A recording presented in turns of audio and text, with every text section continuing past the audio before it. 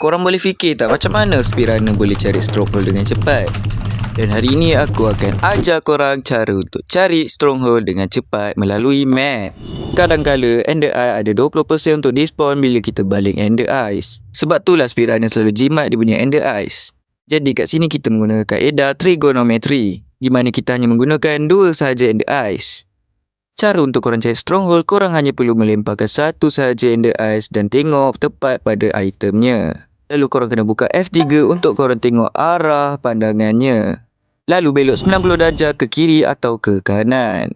Lalu bergerak ke depan anggaran 18 blok.